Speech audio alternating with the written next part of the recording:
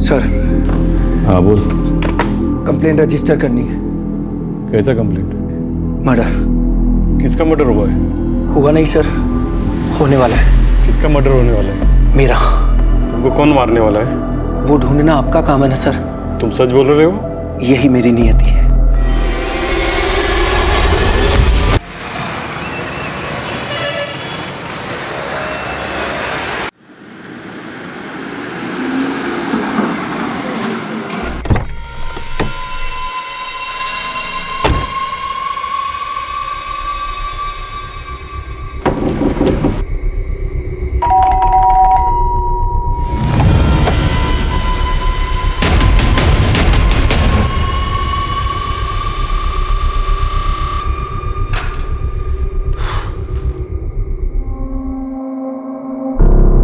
Thank you Reema. Reema, चलो जाओ अपने कमरे में। जी भैया।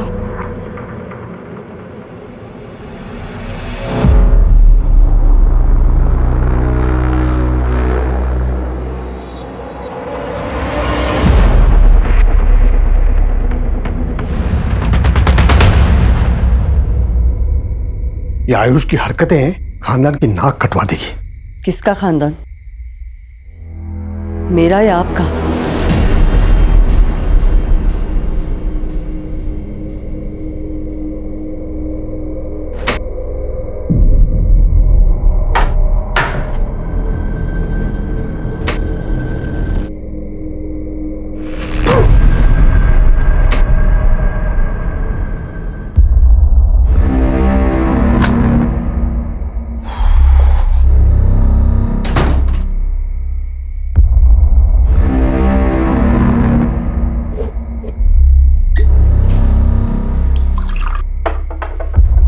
अरे रीमा, बर्फ लाओगी?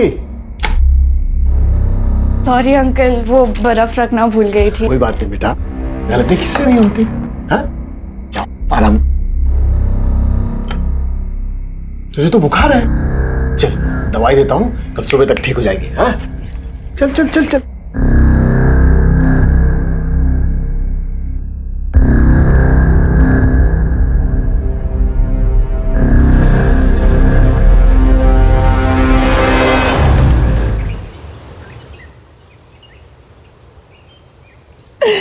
मम्मी, मोहित बहुत बुरा है।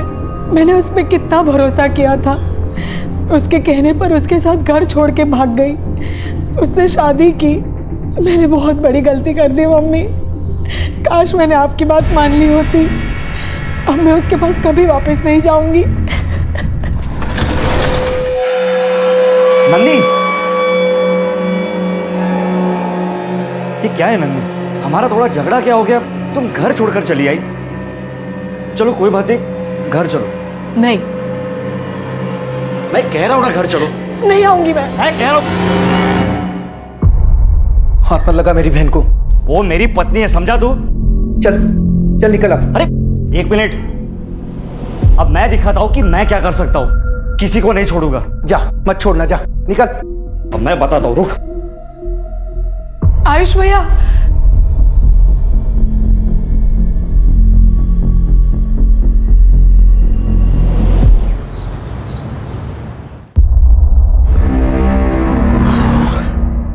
सुनिए, पेशेंट को 3 दिन अंडर ऑब्जर्वेशन रखना है।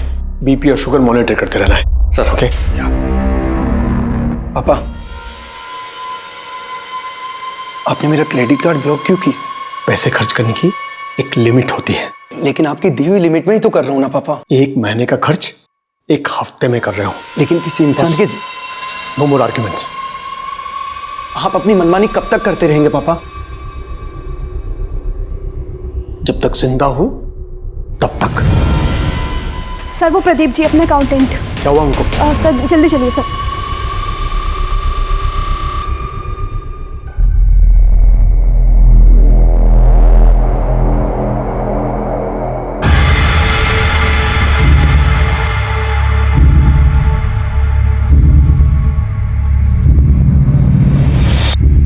सुन, चला बैठते हैं।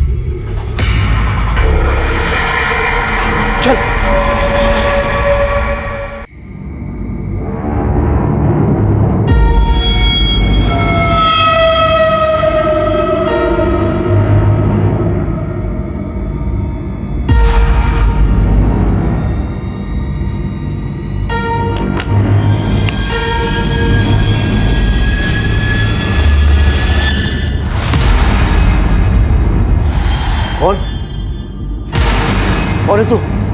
ए, पीछे हटो, पीछे हटो कह रहा हूं मैं। तू?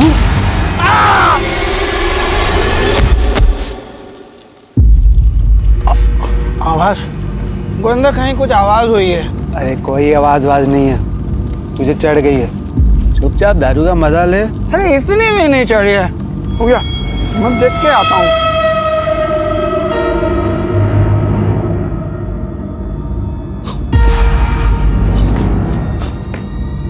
सब सब सब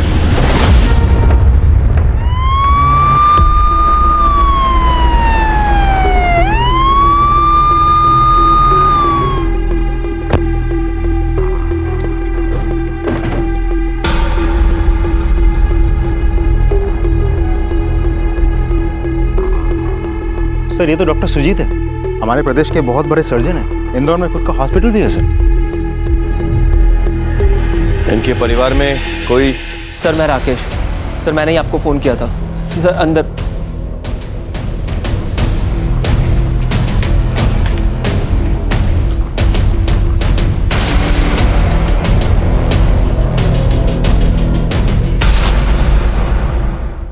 मध्य प्रदेश के जाने माने डॉक्टर सुजीत, उनकी पत्नी मालिनी और उनकी बेटी नंदिनी की बर्बरता से की गई हत्या से सभी घबरा गए थे। सवाल यह था कि एक डॉक्टर और उसके परिवार वालों की किसी से ऐसी क्या दुश्मनी थी कि इतने वहशियाना तरीके से उन सब की जान ले ली गई। आखिर क्या था इस भयंकर हत्याकांड का राज और किसने इस जघन्य अपराध को अंजाम दिया था और क्यों?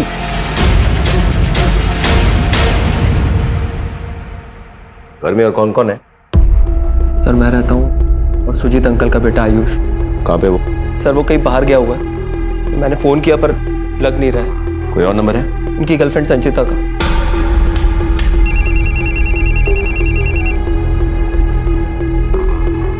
राकेश भैया।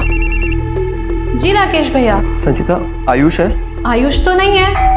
हाँ एक मिनट। हाँ नाम लो, शैतान हाजिर। राकेश भैया का फोन है, तुम्हारा फोन नहीं लग रहा है, बात करो। हाँ राकेश। कहाँ है यार तू? जल्दी आ, यहाँ बहुत गड़बड़ हो गई है, पुलिस भी आई हुई है। क्या? Hey Ayush, thank you so much यार हेल्प करने के लिए। अरे यार ये सब बातें बाद में करना, आयुष के घर पे पुलिस आई है। चल यार जल्दी। क्या पुलिस? हाँ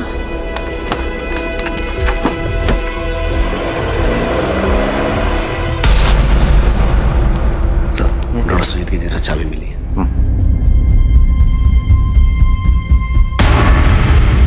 कौन कौन काम करते हैं इस घर में? साहब मैं वॉचमैन ही करता हूँ और माला यहाँ काम करती है जो दिन में ही चली जाती है। घर में इतनी बड़ी वारदात हो गई, कहाँ पे थे तुम?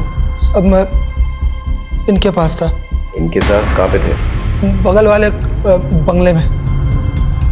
तुम्हारे साथ था? हाँ साहब, ये मेरे साथ ही था। क्या कर रहा था वहाँ पे? ऐसे दारू पी रहा था? नहीं। बाहर का मेन गेट तो खुला हुआ था क्योंकि तुम बगल वाले बंगले में दारू पी रहे थे, लेकिन अंदर का जो ये दरवाजा है घर का, ये बंद था या खुला था? बंद था साहब। पक्का? पक्का।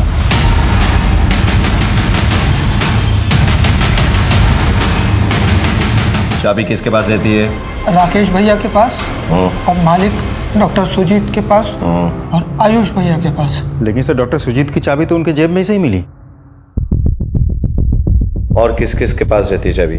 मालकिन तो घर पर ही रहती है और नंदिनी दीदी की शादी हो गई इसलिए चाबी उनके पास नहीं रहती। झूठ नहीं? नहीं साहब झूठ नहीं बोल रहा हूँ साहब। कुछ तो गड़बड़ है। घर में घुसने का रास्ता एक ही है। तो महेंद्र एक काम करो, तुम आसपास पता करो, देखो कोई एटीएम है या कोई दुकान वुकान है, कोई सीसीटीवी हो तो उसका फुटेज निकाल मुझे चेक करनी, very important. Something is not right.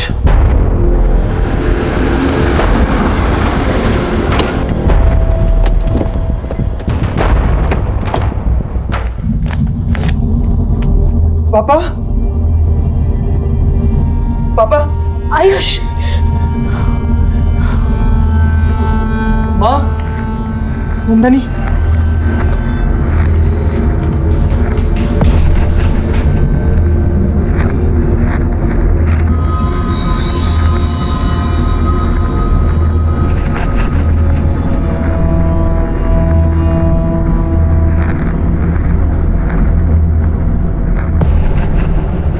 Rakesh, Reema का है, ठीक तो ना वो? हाँ, मैं भोपाल कल हॉस्टल से लौटा तो ऊपर तिजोरी खाली पड़ी है। Ayush, Ayush, I am sorry, तुम्हें मेरे साथ आना पड़ेगा।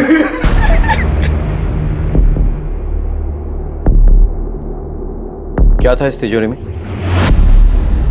सर, हमारे पुश्तैनी गहने और यही कुछ घर खर्च के पैसे। कितने? 5-10 हज़ार रुपए। पापा उससे ज्यादा रखते भी नहीं थे। इन गहनों के कोई फोटोग्राफ्स हैं? नहीं सर, ये गहने तो माँ ने बहुत साल पहले ही पहनना छोड़ दिया था। हाँ ठीक है, लेकिन कोई पुराना फोटोग्राफ जब आपके माँ ने गहने पहने हुए हो, मतलब जैसे शादी की फोटोग्राफ्स होती हैं। हाँ, एल्बम में शायद मिल जाए। Good good.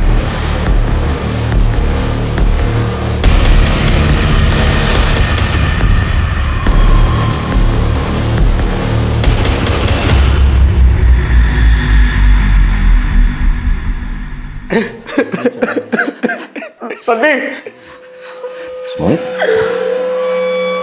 तुम यहाँ क्यों आई?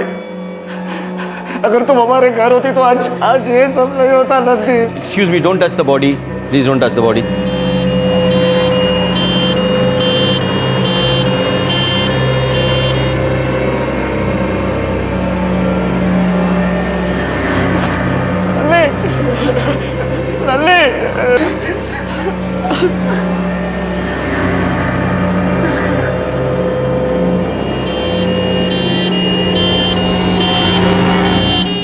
फैमिली मेंबर्स की सीडीआई रिपोर्ट निकालो, हो सकता है कोई सुराग मिले।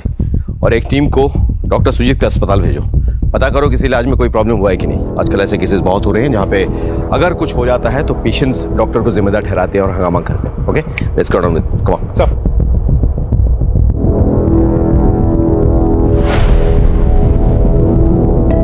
हेलो, एक शॉप का एड्रेस भेज रहा हूँ। आज शाम 7 बजे से लेकर के अभी तक की उसकी सीसीटीवी फुटेज चाहिए। इंदौर के जाने माने डॉक्टर सुजीत, उनकी पत्नी मालिनी और उनकी बेटी नंदिनी की किसी ने बेरहम तरीके से हत्या कर दी थी। इस अप्रत्याशित घटना ने पूरे शहर को दहशत में डाल दिया था। कौन था इस निर्मम हत्या के पीछे और क्या था उसका मकसद?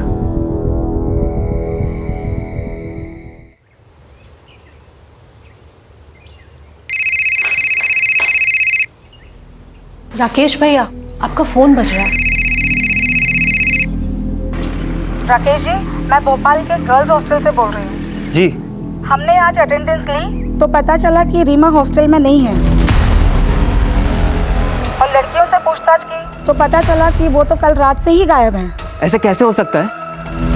कहाँ है वो? आप लोग सो रहे थे क्या? उसके मोबाइल पे फोन करो। उसका मोबाइल उसके पिलो के नीचे से मिला है। मैंने लोकल पुलिस को इन्फॉर्म कर दिया है। अगर रीमा को कुछ हुआ ना तो मैं आप लोगों को छोड़ूंगा नहीं।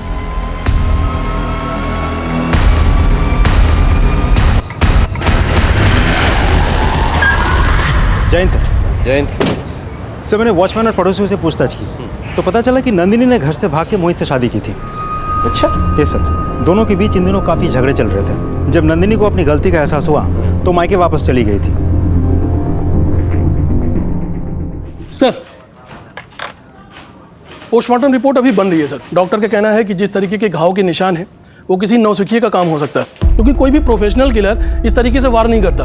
एक बात और सर, किसी भी डेड बॉडी पर उनके खुद के फिंगरप्रिंट्स के अलावा कोई और फिंगरप्रिंट्स भी नहीं है। मेरा शक सही निकला। ये महज मर्डर या डकैती का मामला नहीं है, ये एक दिखावा है, मामला कुछ और।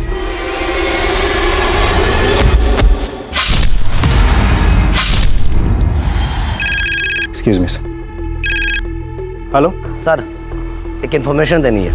एक मिनट, बोलो। सर, राकेश की बहन रीमा अपने गर्ल्स हॉस्टल से गायब है। राकेश से बात की? सर, कोशिश की मैंने, और वो खुद परेशान है, किसी से बात नहीं कर रहा। ठीक है, हम आते हैं। चलो लेट्स गो बॉयज।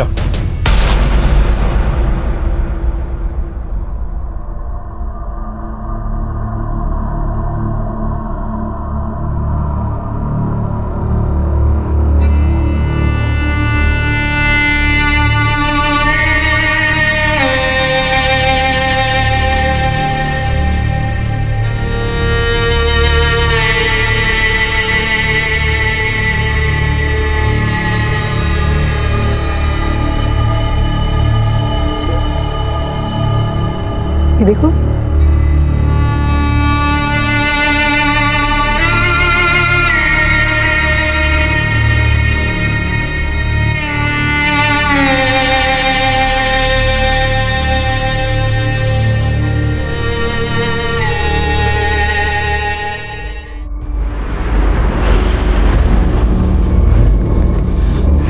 सर अच्छा हुआ आप आ गए सर। सर मेरी बहन खो गई है भोपालगढ़ हॉस्टल से। क्या नाम है तुम्हारी बहन का? रीमा। एक काम करो, रीमा का फोटो ले लो और तमाम पुलिस स्टेशन में कांटेक्ट करो और भोपाल पुलिस से भी कांटेक्ट करो और खबरियों से बात कर लो। हाँ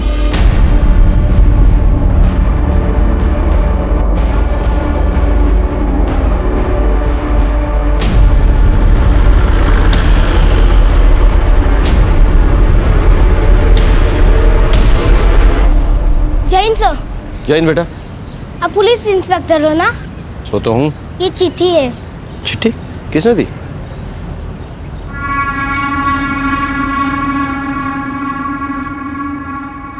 नमस्ते साहब। नमस्ते। मेरा नाम माला है। अच्छा। मैं यहाँ काम करती हूँ।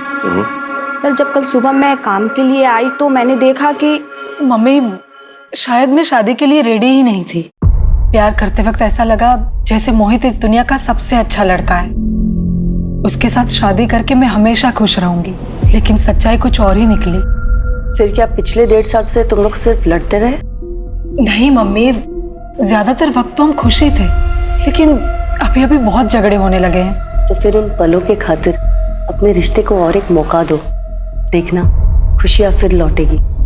साहब माँ के कहने पे नंदिनी दीदी तो कल सुबह ही अपने पति के घर चली गई थी। जी साहब।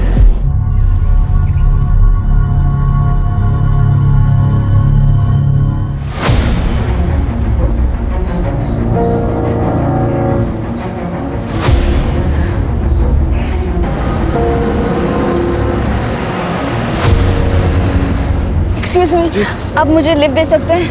आइए बैठिए।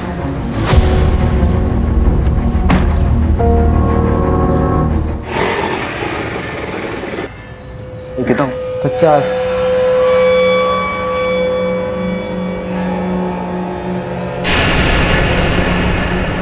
सर आप यहाँ?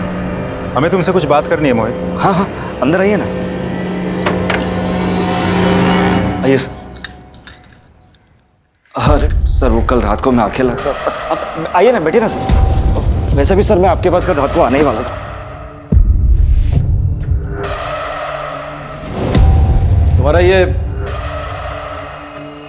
तुम्हारा शर्ट रह गया। तुम नंदिनी से आखिरी बार कब और कहां मिले थे? सर मुझसे एक गलती हुई है।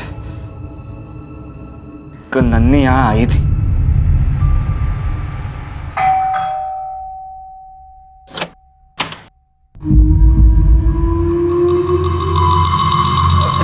नंदिनी तुम यहाँ? क्यों? मेरा घर है, मेरा पति है, आऊंगी नहीं क्या? अरे आ सकती हूँ, पर मैं क्या कह रहा था कि आओ ना बैठकर बात करते। पहले तुम ये बताओ कि तुम बिना शर्ट के क्यों घूम रहे हो? कितनी ठंड बढ़ गई है तुम्हें पता है? बीमार पड़ना है क्या? अच्छा चलो मैं सामान रख के आती हूँ। अरे तुम थक गई होगी, आओ बैठते। तुम इतना अजीब बिहेव क्यों कर रहे हो मोहित? और मुझे अपनी बेडरूम में जाने से क्यों रोक रहे हो? मैं सामान रख के आ रही हूँ ना। नंदी मेरी बात सुनो। नंदी नंदी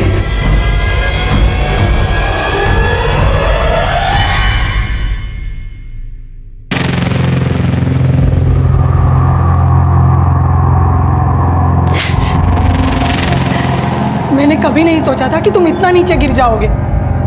सर अगर मैंने वो गलती नहीं की होती तो आज मेरी नंदी जिंदा होती। सर ये कल कितने बजे हुआ? कुछ दोपहर के 2-2:30 बजे हुए। नंदिनी का मर्डर लगभग 9 बजे के करीब हुआ, राइट? 2 बजे और 9 बजे के बीच में तुम्हें टाइम नहीं मिला नंदिनी को कांटेक्ट करने का? सर मैंने उसे काफी फोन की पर उसने मेरा एक भी फोन नहीं उठाया और उसके बाद मुझे तुरंत नंदी की मौत की खबर मिली। सर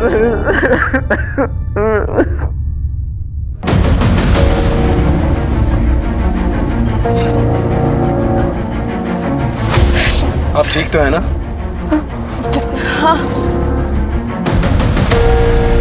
सर डॉक्टर सुजीत के घर से कुछ दूरी पे लगे सीसीटीवी कैमरे की फुटेज देखो।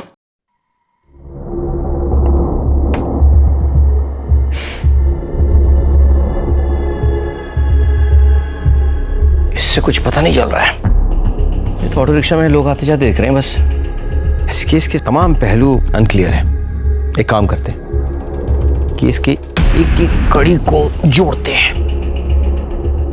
अब तक हमें क्या पता है? पोस्टमार्टम रिपोर्ट के मुताबिक ये मर्डर किसी अनप्रोफेशनल यानी एमेचर ने किया है। मर्डर के दिन घर का वॉचमैन बगल वाले बंगले के वॉचमैन के साथ दारू पी रहा था।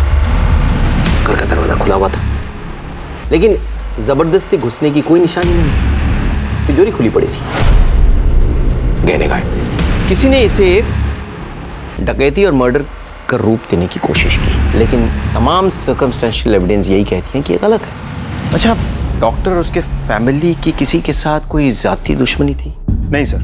हॉस्पिटल में किसी के साथ कभी कोई लड़ाई हुई हो? सर हमने हॉस्पिटल में जाके पूछताछ की तो डॉक्टर सुजीत सर को लोग भगवान की तरह पूछते थे और सर से कभी कोई गलती नहीं हुई, ना ही डायग्नोसिस में और ना ही ऑपरेशन में। 100% रिकॉर्ड था उनका। डॉक्टर सुजीत अपने स्टाफ को बहुत मानते थे, इनफैक्ट अपनी फैमिली की तरह मानते थे।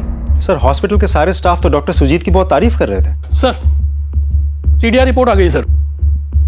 रिपोर्ट के मुताबिक जिस वक्त ये घटना हुई उस वक्त मोहित अपने घर पर था और आयुष का मोबाइल स्विच ऑफ था सर, और राकेश ठीक उसी वक्त घर पर आया था। टाइम में सर थोड़ा आगे पीछे है। आयुष का मोबाइल स्विच ऑफ होना कोई इत्तेफाक नहीं हो सकता। एक काम करो, राकेश और आयुष पे नजर रखो। उनकी बहन रीमा का कुछ पता चला? सर अभी तक तो नहीं।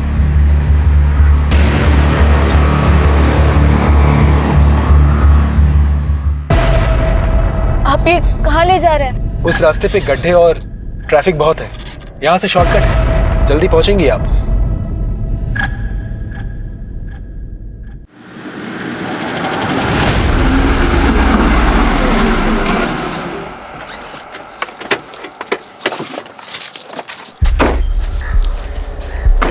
चलो अंदर चल के थोड़ा आराम करते हैं, फिर चले जाएंगे। मुझे लेट हो रहा है। ज्यादा टाइम नहीं लगेगा, तुरंत निकल जाएंगे।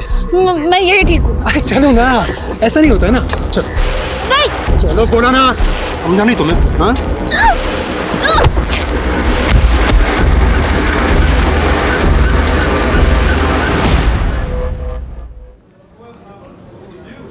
सर मैं अंदर आ सकता हूँ?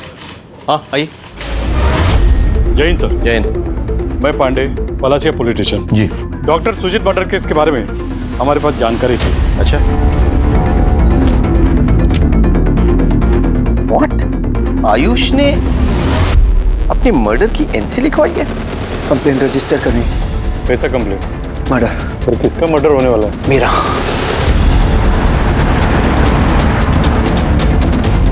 आयुष। जी सर। तुमने पलासिया थाने में एनसी करवाई थी, तो तुम्हारी जान को खतरा है। किससे खतरा है तुम्हें?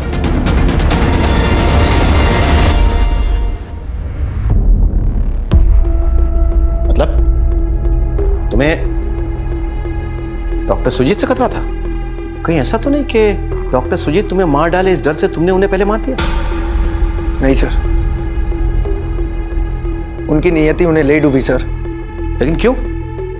डॉक्टर सुजीत तो तुम्हारे पापा थे, वो भला तुम्हें क्यों मारेंगे? ये मैं आपको नहीं बता सकता सर। कोई बात नहीं, हमें तो पता चल ही जाएगा। सारे राज खुल जाएंगे। मौत का राज, कहने की चोरी, सारे मुखौटे खुल जाएंगे, सच्चाई अपने आप बाहर आ जाएगी। बिल्कुल, मैं भी यही चाहता हूं। लेकिन जब सच्चाई हमारे हाथों लगेगी तब तुम्हारा क्या होगा? पछताओगे ना? पछताने के लिए मेरे पास बहुत कुछ है सर। आप लोगों को बताने से कोई फायदा नहीं। आयुष कुछ छुपा रहा है। कुछ तो है इनकी फैमिली में जिसके कारण आयुष ने अपने मर्डर की एनसी लिखवाई है। सारी बातें बता नहीं रहा है, but I need all the information. Alright, as soon as possible पता करो।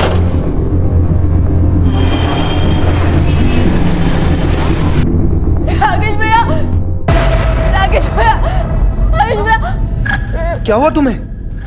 तुम्हारी वजह से घर में सब लोग कितना टेंशन में थे। सब ठीक तो है ना? आयुष, ये देखो।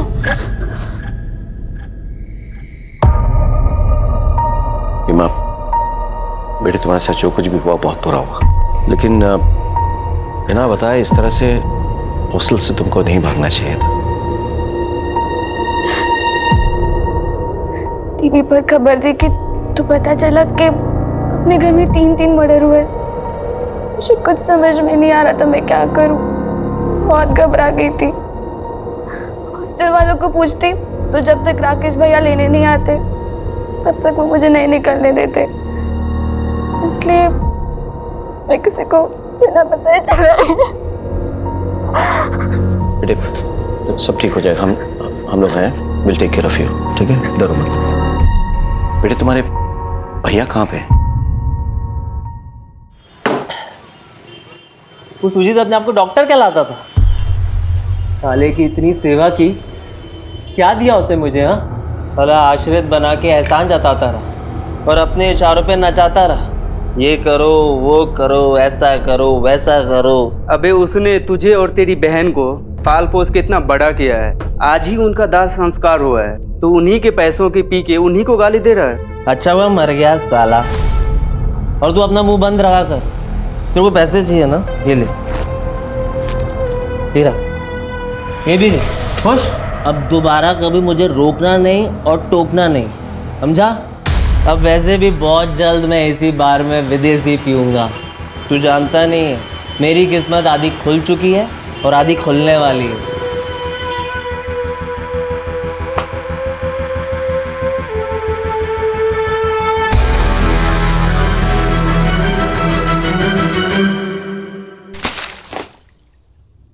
नशा उतरा? चला बता, बार में बैठ के डॉक्टर सुजीत को गालियां क्यों दे रहा था? और तेरे पास 2-2 हजार के नोट कहां से आए रे? सर सुजीत बहुत खराब आदमी था, गंदा था वो। मेरी बहन रीमा को दवा के नाम पे नींद की गोलियां देता था। चल दवाई देता हूँ, कल सुबह तक ठीक हो जाएगी। हाँ चल चल चल चल। और देर रात उसके कमरे में जाकर उसको इधर उधर हाथ लगाता था।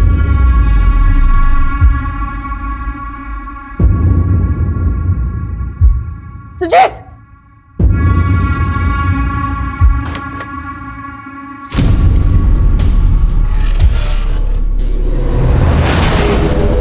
तुम अपनी बहन को कहीं और रखो, किसी गर्ल्स हॉस्टल में। और हाँ, सुजीत की हरकतों के बारे में उसे मत बताना, वरना उसका इंसानियत से विश्वास उठ जाएगा। सर सुजीत की हरकत देखकर किसी भी भाई को गाली देने का मन करता, मेरा भी किया। और पैसे? रीमा की हॉस्टल फीस के लिए मालिनी आंटी ने पैसे दिए थे, और अब रीमा ही हॉस्टल से वापस आ गई थी तो मैंने वो पैसे दारू में खर्च कर दिए।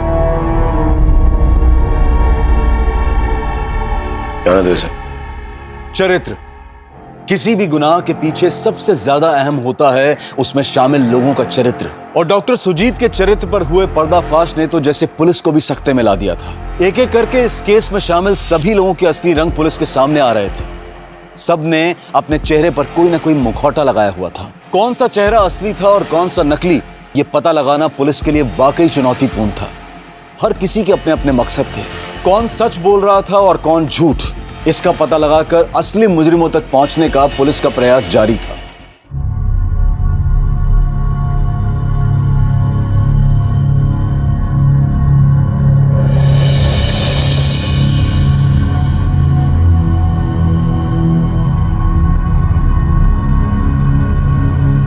सर लिस्ट में जितने भी नंबर्स हैं। सर डॉक्टर सुजीत के हॉस्पिटल से उनके अकाउंटेंट का फोन आया था, वो आपसे कुछ अर्जेंट बात करना चाहते हैं सर। सर उस दिन मैंने डॉक्टर सुजीत सर को 15.5 लाख कैश बैंक में डिपॉजिट करने के लिए दिए थे। क्या हुआ प्रदीप? हाँ अरे तुम्हें तो पसीना आ रहा है, 1 महीने पहले तुम्हारी एंजियोप्लास्टी हुई है, तुम इतना केयरलेस कैसे हो सकते हो?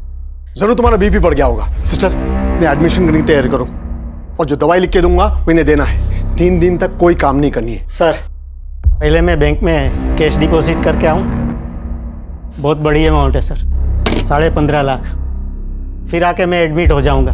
बैंक में कैश ही डिपॉजिट करनी है ना, तो मैं कर दूंगा घर जाते वक्त। चलो तुम चलो मेरे साथ। मुझे हार्ट प्रॉब्लम है, इसलिए किसी ने मुझे बताया नहीं कि सुजीत सर और उनकी फैमिली का मर्डर हो गया है। लेकिन जब मुझे पता चला तो मैंने सबसे पहले बैंक अकाउंट चेक करवाया, लेकिन बैंक के स्टेटमेंट के मुताबिक उसमें वो 15.5 लाख नहीं है। हाँ सर, डॉक्टर सुजीत आए थे कैश डिपॉजिट कराने के लिए। पर सर ट्रांजैक्शन का वक्त ख़त्म हो गया था तो हम उनका कैश डिपॉजिट नहीं कर पाए। कितना कैश डिपॉजिट करने आए थे वो? सर उन्होंने कुछ बताया नहीं कितना कैश था। कोई था उनके साथ या अकेले आए थे? सर वो अकेले ही आए थे, कोई भी साथ में नहीं था। जिस दिन डॉक्टर सुजीत की हत्या हुई थी उस दिन वो 15.5 लाख रुपए लेकर घर आए थे। कहाँ है वो पैसे? 15.5 लाख?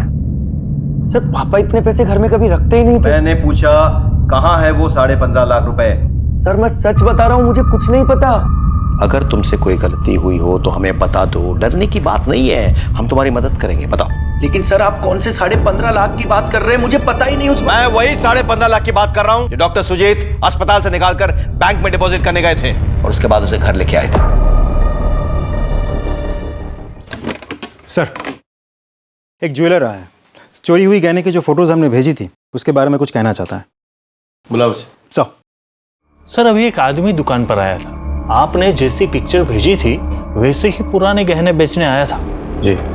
मैंने कहा कि पैसों की व्यवस्था करने के लिए थोड़ा समय दे दो। Very good. अब एक काम कीजिए, उससे कहिए कि आपको वो दुकान के पीछे मिले। जी। उसे कहना कि दुकान के अंदर सीसीटीवी कैमरा है। हाँ? और बिना कागजात की खरीदारी करेगा तो फंस जाएगा। जिस ज्वेलरी शॉप की तलाश में पुलिस लगी हुई थी, आखिरकार पुलिस को वो लीड मिल ही गई, जिससे वो ज्वेलरी भी मिली और वो चोर भी।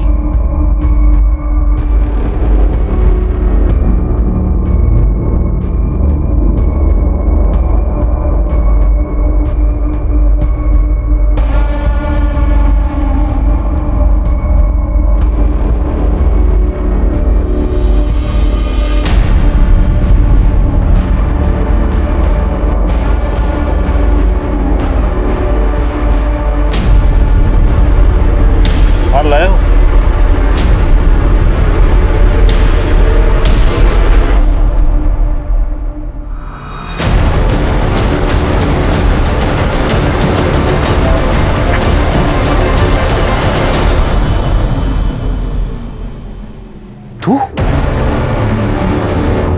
तूने गहने और उसके साथ कैश भी चुराया, और सिर्फ चुराया नहीं, तूने उस घर के 3 मेंबर को मार डाला जिन्होंने तुझे और तेरी बहन को आसरा दिया था। सर मैंने सिर्फ गहने चुराए हैं, ना मैंने मर्डर किया है और ना ही मैंने पैसे चुराए।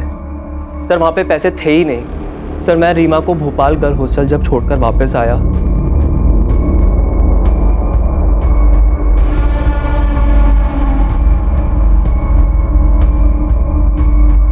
फिर मैं सुजीत अंकल के कमरे में गया।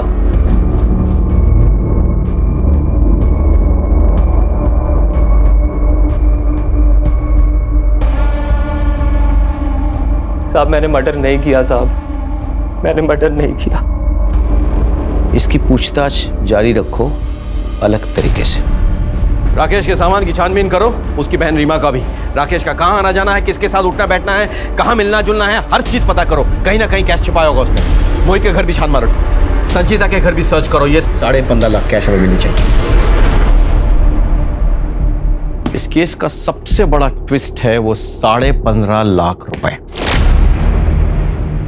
सीडीआर रिपोर्ट के मुताबिक मर्डर के दिन डॉक्टर सुजीत की मूवमेंट क्या थी? सर डॉक्टर सुजीत पहले अपने हॉस्पिटल से निकल के बैंक गए और फिर बैंक से अपने घर पर पहुंचे, और घर पे गहने रखे थे। इसकी खबर राकेश को थी, आयुष को थी। राकेश ने गहने चुराए, लेकिन ये कैश, ये 15.5 लाख कैश ना हमें राकेश के पास मिले, ना आयुष के पास, और ना ही मौका वारदात पे आए मोहित के पास।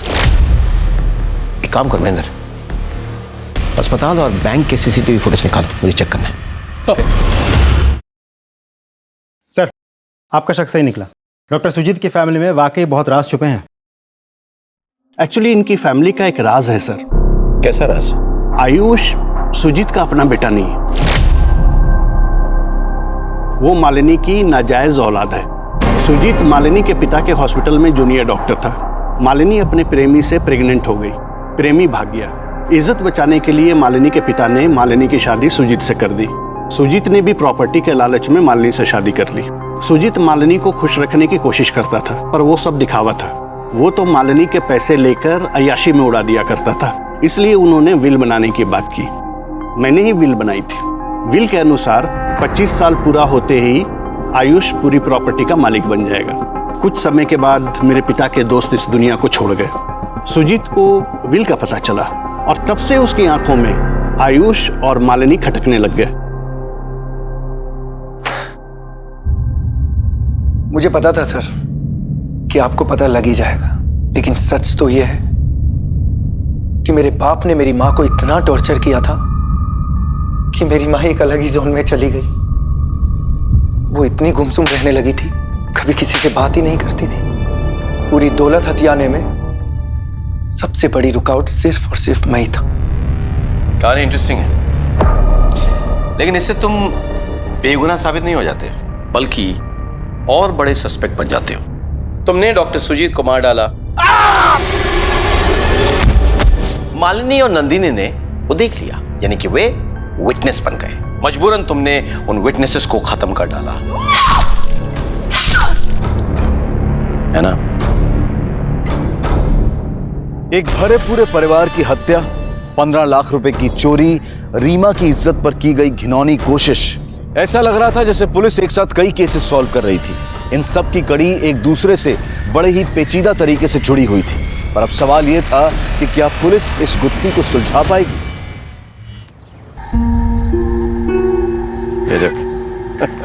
जय हिंद सर। जय हिंद बेटा, जय हिंद। बड़ा हो गया क्या बनेगा? आपकी तरह पुलिस वाला। मेरी तरह पुलिस वाला बनेगा? सारे बटन तो तूने उल्टे सीधे लगा रखे हैं। कपड़े सलीके से पहनना पड़ता है पुलिस वाला बनने के लिए। मम्मी काम पे गई थी इसलिए मैंने खुद ही पहन लिया। ये तेरा बटन बाकी बटन से मैच नहीं कर रहा है। वो मम्मी ने लगाया है। तुम्हारा शर्ट रह गया? साहब यही बंगले के कंपाउंड वॉल में ये कपड़े का टुकड़ा फंसा था, तो ये बटन मुझे अच्छा लगा तो इसलिए मैं ले आई। वो कपड़े का टुकड़ा कहाँ है? मैंने तो बटन निकाल कर यहीं फेंक दिया था। ये ढूंढ के लाइए। ये रहा साहब। अब जा सकती।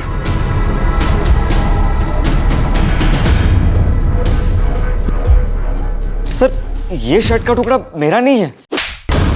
फोरेंसिक के रिपोर्ट से साबित हो जाएगा ये टुकड़ा तेरे शर्ट का ही है। बोल डाल, सच बोल। सर मैंने सोचा कि मायके जाकर उसके साथ एक बार बात करता हूँ, उसे फिर से घर लाता हूँ। बस उस रात को मैं उसके घर गया था। नन्नी, नन्नी, ये नन्नी,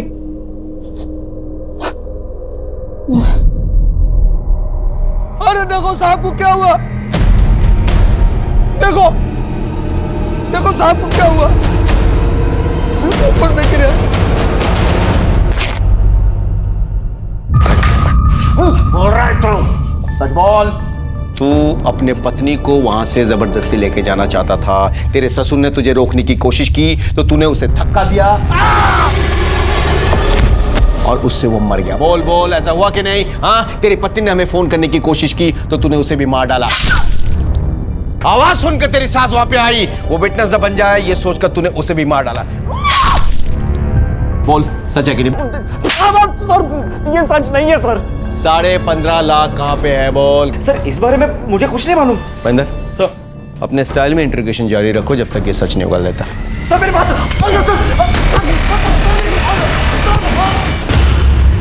सर बैंक और हॉस्पिटल दोनों जगह की सीसीटीवी फुटेज आ गए सर। सर ये बैंक का फुटेज है।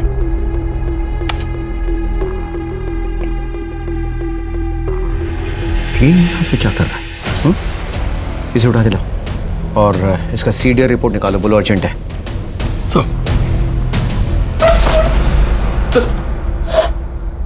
सर मुझे यहाँ क्यों लाया? मैंने क्या किया? तूने क्या किया? तूने पैसे चुराए। कौन से पैसे? 15.5 लाख रुपए जो तूने डॉक्टर सुजीत से चुराए।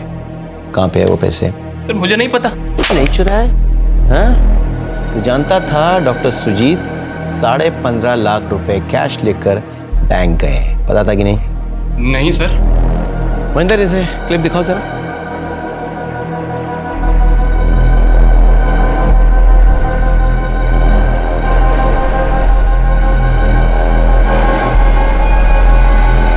बोल, क्या कर रहा था तू उस दिन डॉक्टर सुजीत के घर पे? सर मैं वहां गया ही नहीं। हमारे पास सारे एविडेंसेस हैं, समझा? टाइम, लोकेशन, सब कुछ। तेरा मोबाइल खुद चल के तो नहीं गया था उसके घर? बता दे, देख बता दे। सर मत मारिए, बताता हूँ प्लीज सर, मत मारिए सर, सब बताता हूँ सर, सब बताता हूँ सर। मुझे दारू, ड्रग्स और लड़कियों पे पैसे उड़ाने की लत लग गई थी सर। मुझ पर बहुत सारा लोन चढ़ गया था और जिन लोगों से लोन लिया था वो जान के दुश्मन बन गए थे, आए दिन जान से मारने की धमकी देते थे सर। मैं बहुत परेशान हो गया था, क्या करूँ कुछ समझ नहीं आ रहा था। अचानक सुजीत अंकल के पास इतना सारा कैश देख के लगा कि अगर ये पैसे मुझे मिल जाए तो अपनी जान बच सकती। मैंने आयुष को कई बार देखा था, वो अपने घर की चाबी अपनी कार की चाबी के साथ एक ही की चेन में रखता है सर। मैंने प्लान बनाया, मैं किसी तरह आयुष की कार ले गया, सुनसान जगह सर कार पार्क की और मैंने एक चाकू खरीदा। मंकी कैप पहन के मैं सुजीत अंकल के घर में घुसा सर, चाबी से दरवाजा खोला और धीमे पांव रूम में रखे सर। जैसे ही मैं लॉकर के पास पहुंचा, इत्तेफाक से सुजीत अंकल भी वहीं थे। पीछे हटो, पीछे हटो कह रहा हूं मैं। तू ये काम कब से करने लगा?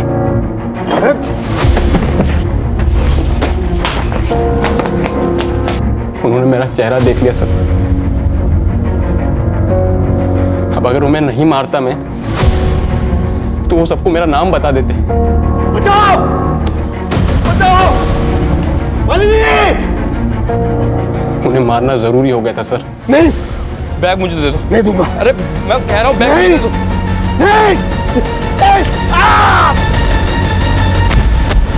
मैं फटाफट पैसे लेके भागने की कोशिश कर ही रहा था कि नंदिनी और मालिनी आंटी ने मुझे देख लिया। चाकू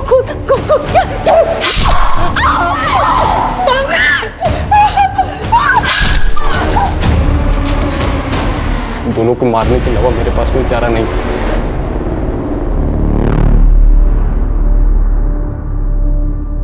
जीवन के बुनियादी रिश्तों को दांव पर लगाने वाले इस उलझे हुए केस को पुलिस ने अपनी मेहनत और सूझबूझ से सुलझा दिया। असली अपराधी को सबूतों के साथ अदालत में पेश किया और उन्हें कानून से सख्त सजा दिलवाई। इन सब का नतीजा देखकर तो एक ही बात मन में आती है कि काश इन लोगों ने थोड़ी सतर्कता दिखाई होती।